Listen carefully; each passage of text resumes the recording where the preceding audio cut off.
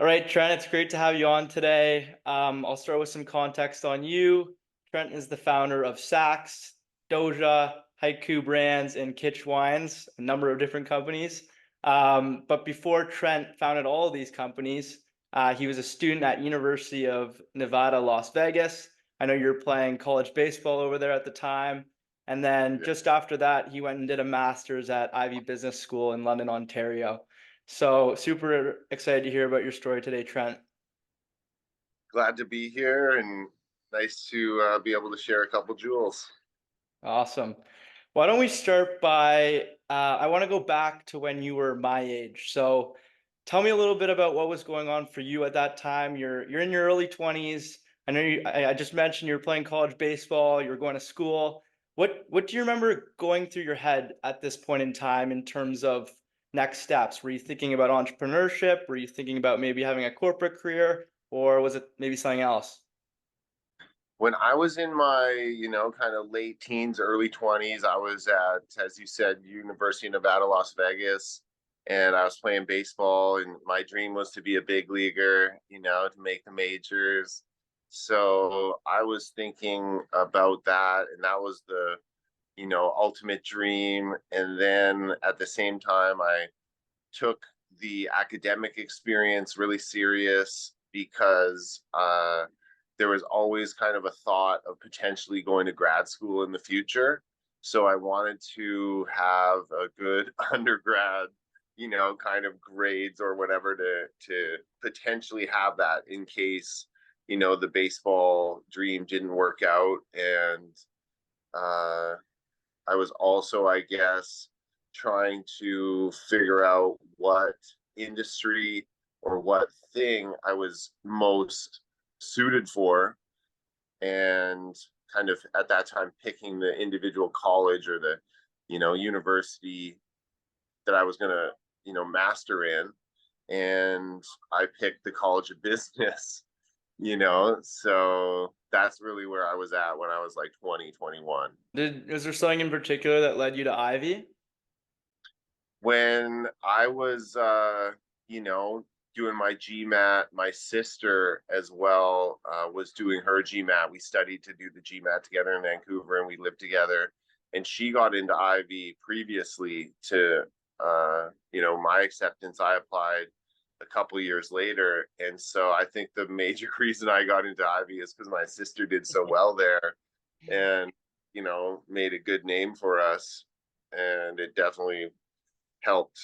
But I failed the GMAT, quote unquote, the first time I took it. The average to get into most grad schools, I think around 600 or 650 at that time.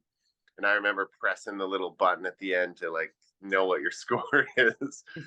And I got 550, but that's more a lesson in, test prep and not going out and enjoying yourself too much the night before. And then I had to take it another time, and I did better. Just got to the bare minimum of the Ivy kind of acceptance. So just got in by the skin of my teeth. Glad it all worked out because I guess I remember hearing that I guess Ivy is where you kind of came up with the idea for SAXX, right?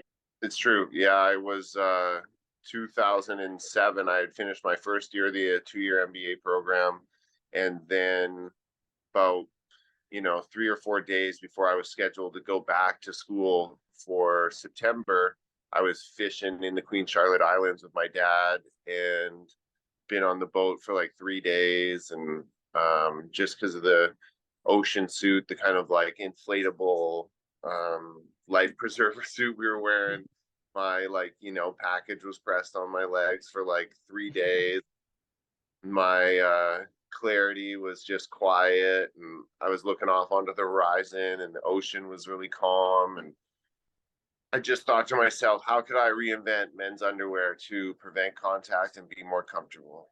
And that was the question to myself in my mind. And just in my mind's eye out on the boat, I just started drawing the SAXX side panels. And then once I got back to shore, I got back to the cabin, and I started drawing it for the first time. And had to go back to grad school a few days later, and pitched the Ivey professors that I was going to do the new venture project.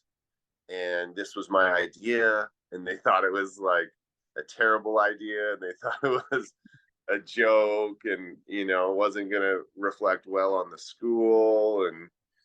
But then a few of the professors really, defended me or got in my corner and said, let them give it a shot.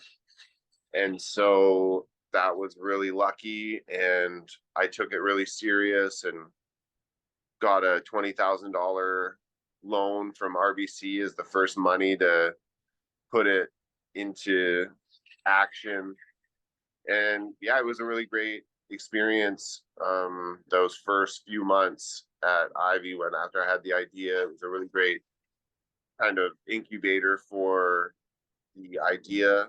And it took me 3 months from start to get the idea to prototype to the first 200 pairs. So What do you think actually gave you the conviction to put the idea into action? Like, was there a moment where you're like, I got to start taking this seriously and like, develop a business plan and get people involved? Or how did that switch kind of it flip in was your head?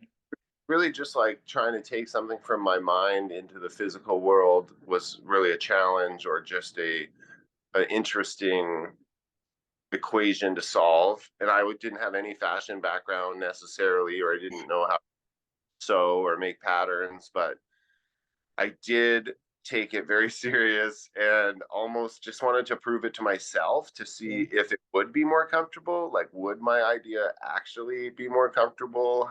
And so I hired a fashion designer for $1,500 to make the patterns and to, actually give me the technical package that I could take to a manufacturer to get it made. And then I would go to like La Senza, or I'd go to lingerie stores and I'd find what was the best feeling fabric, or the stuff that had the most like visible breathability or stretch, or the things that I thought were important. And then I would buy it, and then I'd take it to like Queen Street West to the fashion district on the weekend. I'd say like, I need this, but instead of like pink flowers, I need it in black. And then the guy next week would bring it back, and then I would take that to a manufacturer and they'd say, oh, this is bad waistband. Why don't you go talk to these guys? So then I'd go to those guys. And just over the course of 3 months, I was able to build the first prototypes, the boxer brief, and we had, like I said, enough for 200 pairs. And then I started putting them in like bags that I bought from Staples with the Avery labels, and sold them at the student union in the cafeteria, the first like 200 pairs, and in front of Lululemon on Queen Street West in Toronto on the weekend. Sold them in Tim Hortons parking lots, and Oh, got the first 200 sold. And then when I got back from Christmas break, people were like coming up to me on campus, being like, "Hey, you're the underwear guy. Hey, you're the SAXX guy." So then I had enough for 400 pairs, sold those pairs, then, kind of had enough for 800 pairs, and then expanded my like distribution to other buildings on University of Western Ontario campus. The odd like weird running event, or, club event, or wherever I could go, I would be trying to sell. And then we won the business plan competition for our school, and then got to do the national business plan competition. And then when I presented there, in the audience was a producer for Dragon's Den. And then that's how I got on Dragon's Den. And, like, it's just a lot of luck, but definitely taking it serious and trying to make a really quality garment from the very start.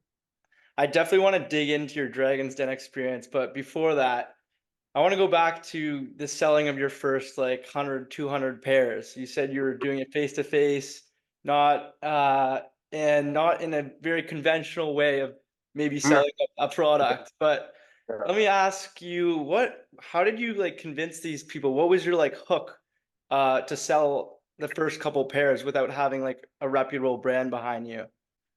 I basically would just have this hook where I would say like, "Hey, have you heard of SAXX?" And then I know they hadn't, so then that was like kind of this icebreaker of as soon as they said no, then I would give me a chance to be like, "Oh, it's the best underwear in the world," or "Oh, it's this underwear I invented. It has this like patented design." And as long as I could get that like 2 or 3 seconds between like the no to like showing them the inside and then showing them something different, then that would perk their curiosity. And then I learned a lot there, where I thought I'd be selling them all to guys. Basically, right from the start, I started to learn that women were going to buy like, 50% or sometimes more of the pairs for their boyfriends or husbands or, sons. And so that was how I really started the conversation. And then just setting my price, trying to set a price that was premium and better than what was existing. So, I knew they were going to be probably a little bit shocked about the price. So you Yeah. had to balance that with showing them the innovation. How did you find the right people to, I guess, surround yourself with while building this? Like, obviously, you had to find the manufacturers. I'm sure you had a team. Like, what was your key to finding the right people, I guess?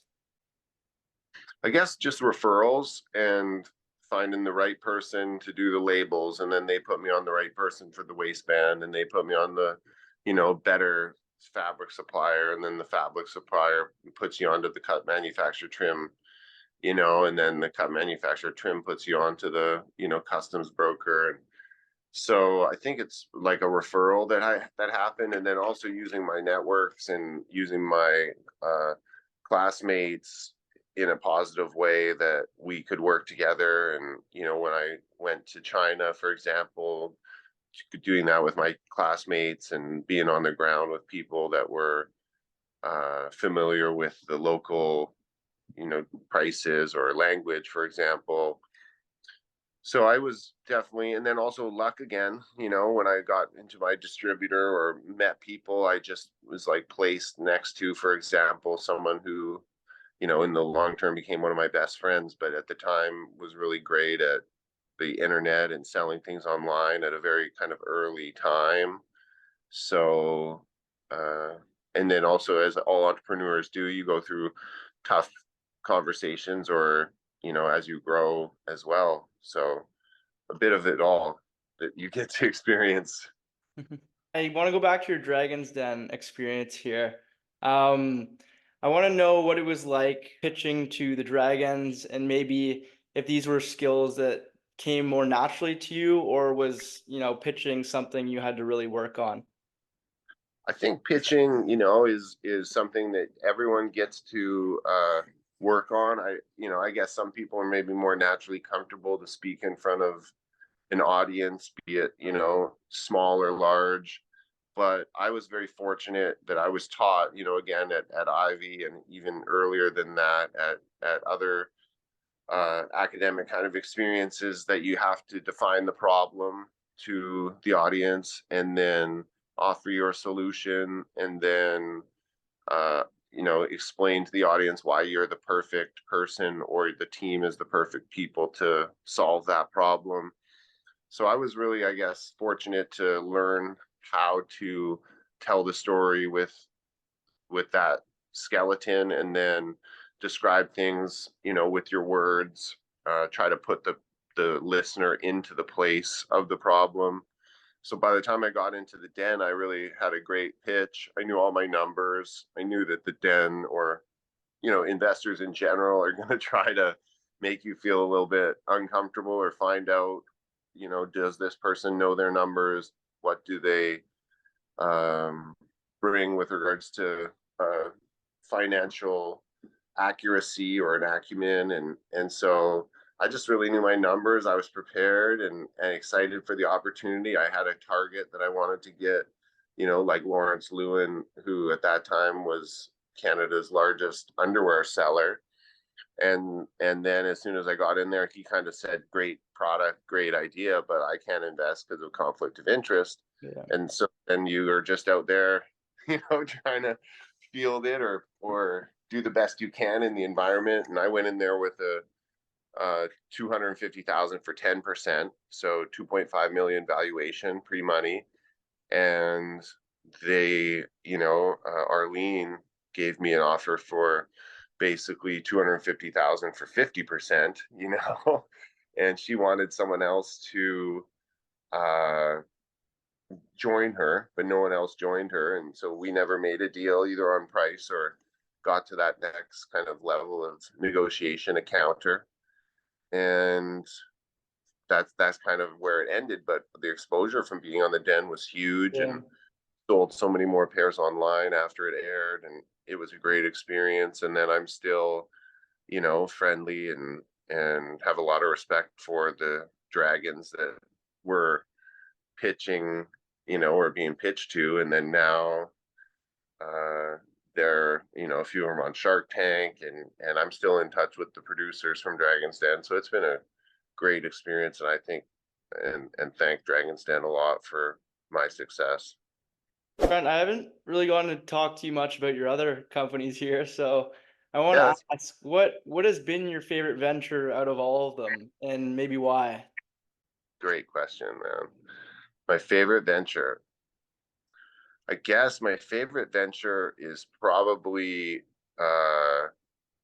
well, it's an interesting question. Hard to say, right? I guess each venture is kind of like its own little like world tour. I guess if you asked like, some rock band what was their favorite world tour, everyone was probably amazing for them, or maybe some weren't. So I've had ups and I've had downs. I guess every entrepreneur's had wins and losses.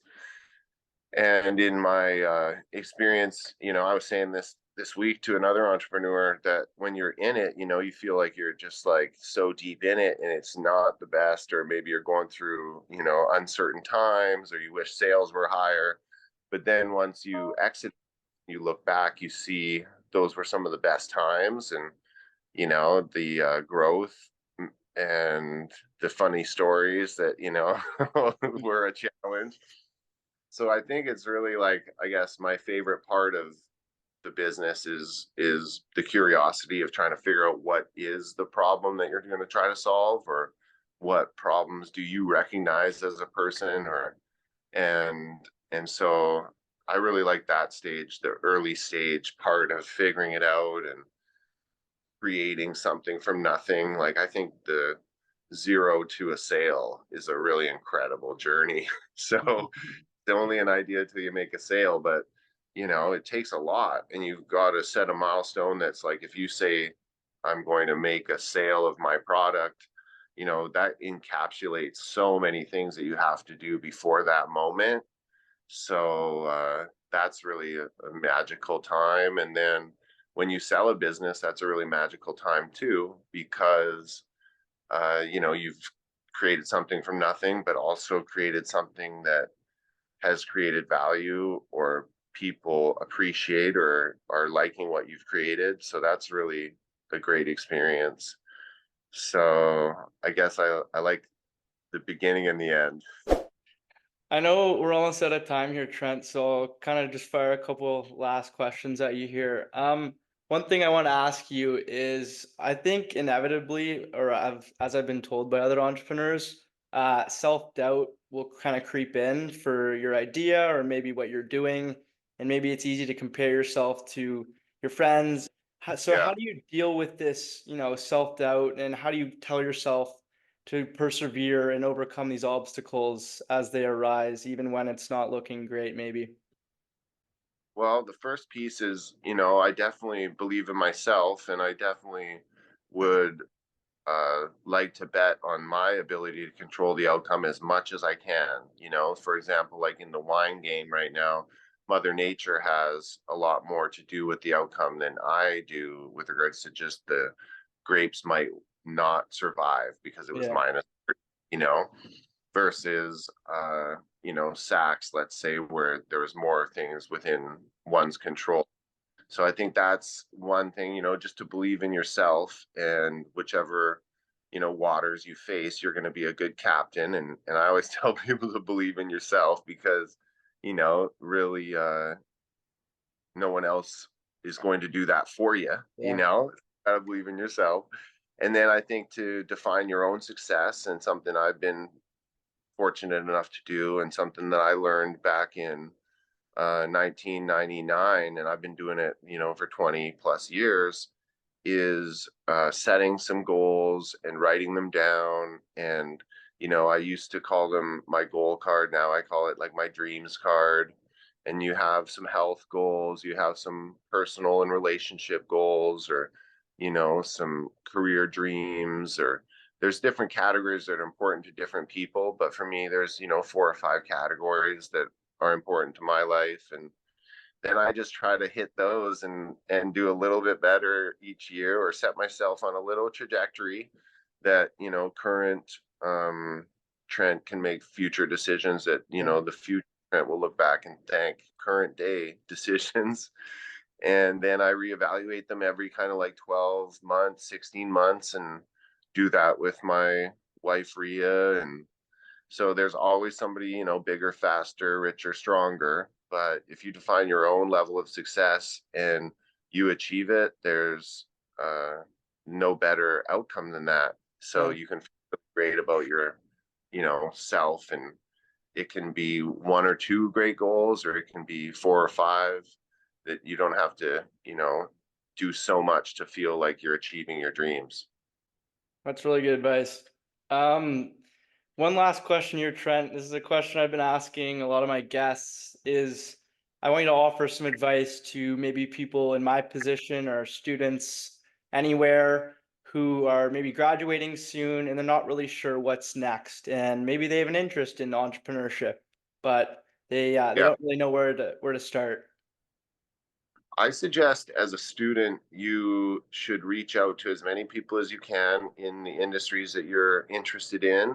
And when you're a student, people have so much time for you. And especially if you're from the same school, or even if you're not, to reach out to people and say, I'm interested in starting this, or I want to learn more about that, and ask them specifically for 5, 10, 15 minutes, and everyone will do that to give the student the benefit, because they were once students, and they can, definitely look back and say someone gave them 15 minutes.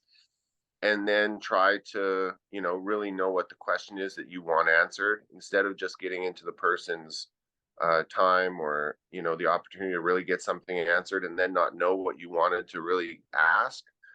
Give them the 2 or 3 questions in advance, and ask them for an introduction forward. Yeah. So, who else should I meet in this industry? Just like I said earlier, to get the better waistband, it's like, I want to be a sports broadcaster. So, reach out to all the sports broadcasters, and they're going to tell you, get a demo tape or get a reel, and then go to a little weekend workshop and get that done. And just always be, editing your life in a way that gets you a little bit closer to where you want to be. And you can ask yourself, does this decision get me closer or further away? Yes or no? Yeah. And if the answer is yes, you head that direction. And if there's no, readjust. But I think dream big, believe in yourself, and recognize that, we only have so many seasons. And, when you're young, you have such a great advantage on people, because the sooner you start and start compounding the, knowledge, wealth, experience, skills, the better off you're going to be when you're in your 40s and Yeah. 50s and 60s. So if you can really crush it, or put in the work to save up that first 5,000 for, the RRSP or TFSA, and just, or the first college pro painting business that you run, that's going to help you when you're running, a larger business or some other industry later on. That's great advice, Trent. Yeah. Well, thanks a lot to you for taking the time to talk to me today. I hope your story it was inspiring to me, and I hope it can inspire others to maybe take action on their idea. But yeah, thanks a lot to you, man. Thank you very much. And everybody have a great day, and go do something productive, and wish everybody luck.